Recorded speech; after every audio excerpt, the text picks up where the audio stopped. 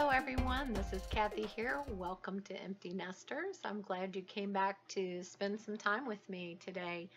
We're going to talk about a lot of important issues here around this time in our lives, and I think it's important for us to realize we're not doing it alone, that we all kind of deal with the same issues, and it's good just to talk about it, to get it out as we process and go through this new chapter in our lives.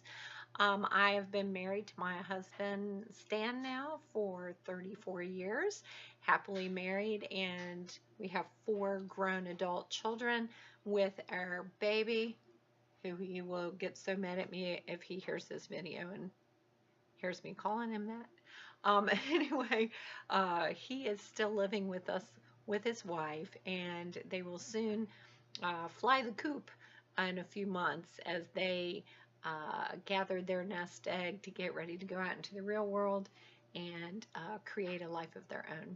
So, what should we talk about today?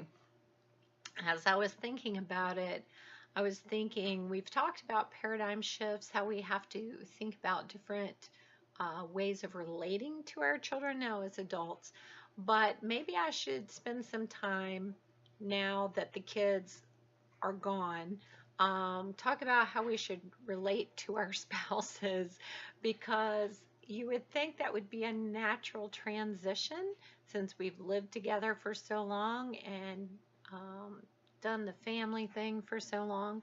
But now the family dynamic has shifted. And I think once the house is quiet, right, and it's just the two of you in it, sometimes you're looking at each other and going, who is this person?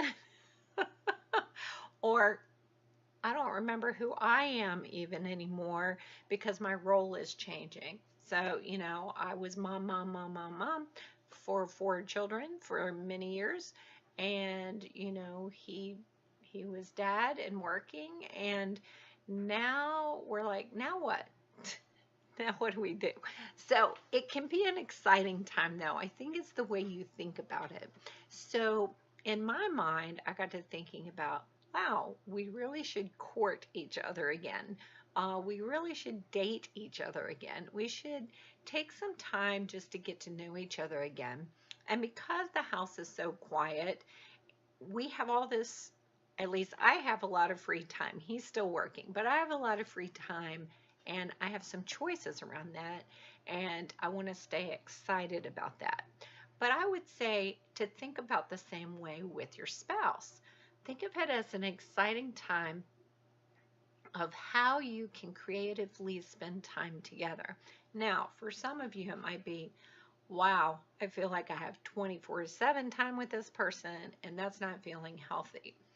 Let me stop right here and say, it is really important for you as an individual to create your own time, but also be intentional about creating time together and to try to rekindle your love, rekindle your relationship, actually look at each other in the eyes. I can tell you this may sound like a simple thing, but for me, I realize we have been so busy just in the doing that we forget to even look into each other's eyes. And so I'm really intentional about that now when we go out on a weekly date, which we try to do very intentionally.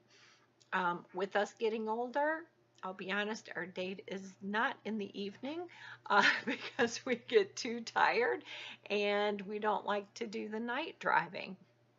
Do you hear me? I don't think I'm probably alone in that. So on the weekends, we'll just try to do, an afternoon date, which fits us really nicely and works well with our schedule. We used to go out on Thursday nights because on Thursday evenings, the theaters and restaurants are less crowded, which is more our style. We don't really like going into crowded places, both of us. We have that in common. So we felt that worked for us for a long time. Now we're getting to be old fuddy-duddies and we just like, let's do our date during the day. So we'll either do a lunch, with a matinee movie, or we'll try going to a new place and try a new restaurant. Those are things we like. So I encourage you to try some new things, get some excitement going again.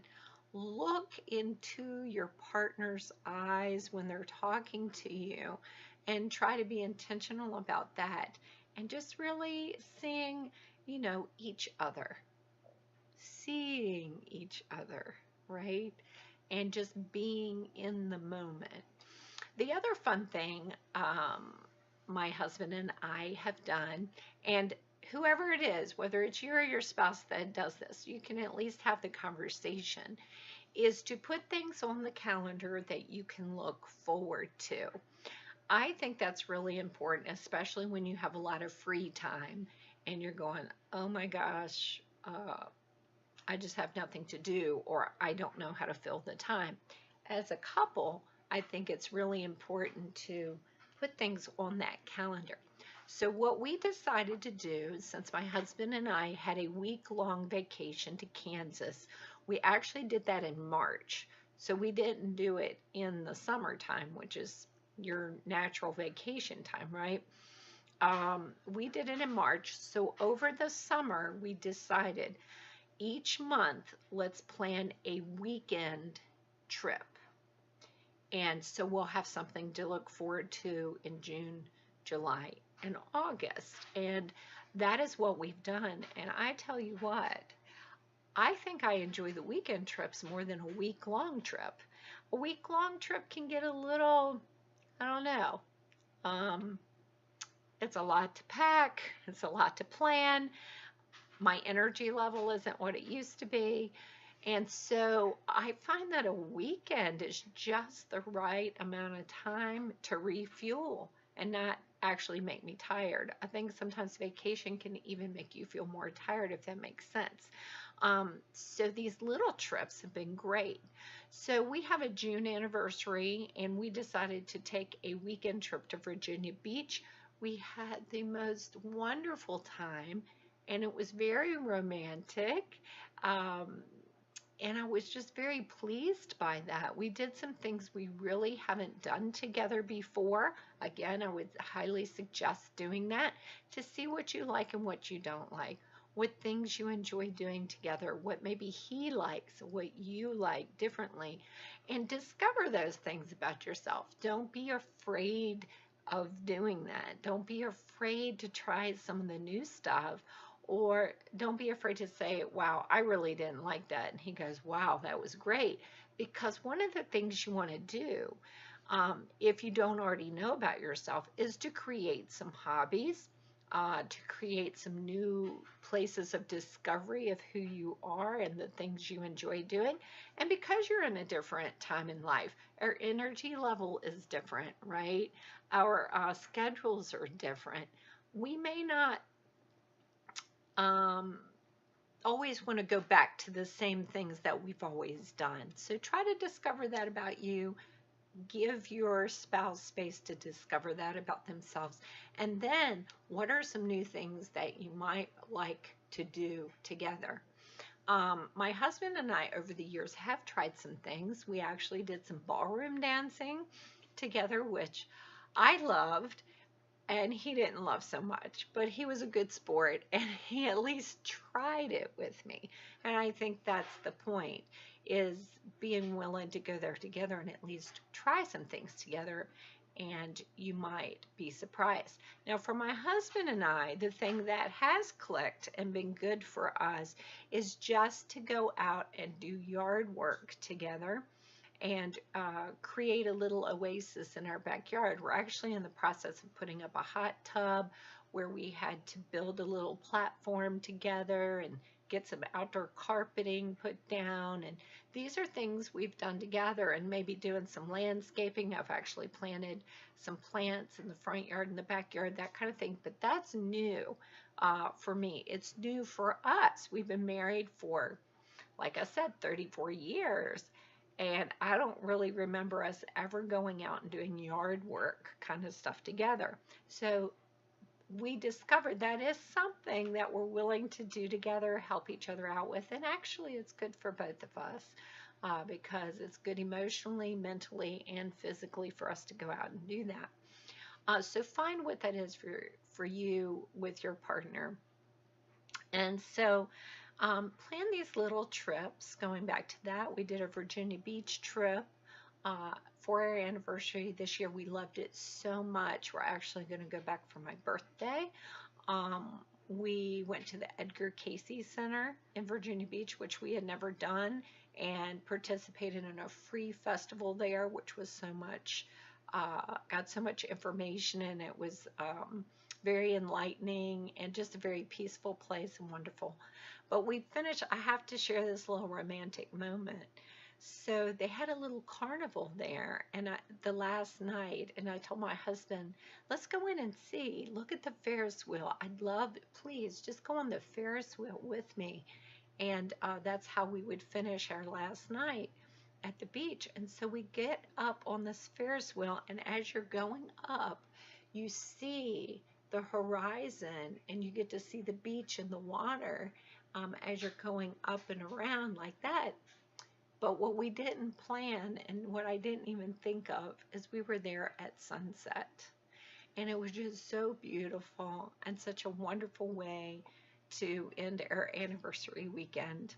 And just a wonderful, wonderful time we had. So try to plan those special little things that sometimes can mean the most. We have one more trip that we're planning in August. Here it is, August already.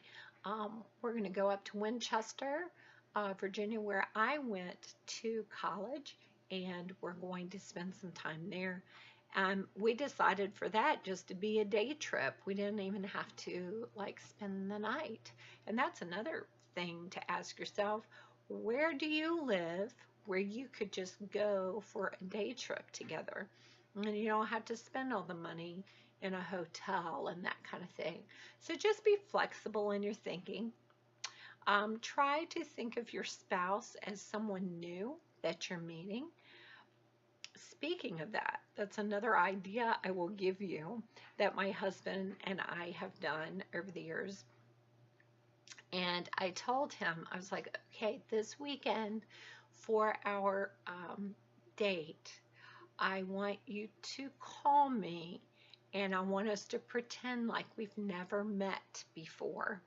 And so for the date, I want us to talk to each other as if we've never met before, and it's our very first date. And it was a lot of fun. It was a lot of fun to do that. It was a little hard to do, but it was a lot of fun to think in that new way of being with this person and giving a refreshing kind of perspective on the evening. And we had a lot of giggle time, a lot of good time, and it just helps put a little spark back into this relationship and this person that you've lived so long with, but life has not really gotten in the way, but has gotten busy, right? And now that the kids are gone, things have slowed down again, and you're like, now what? Well, create the what, create the where, create the how, and let it be an exciting time for both of you to rediscover each other, and maybe it's in a new way. And that can be an exciting place to be. So, as an empty nester, I understand what you're going through, and I say, let's get busy being creative with our lives and living it more fully. Until I see you next time, many blessings.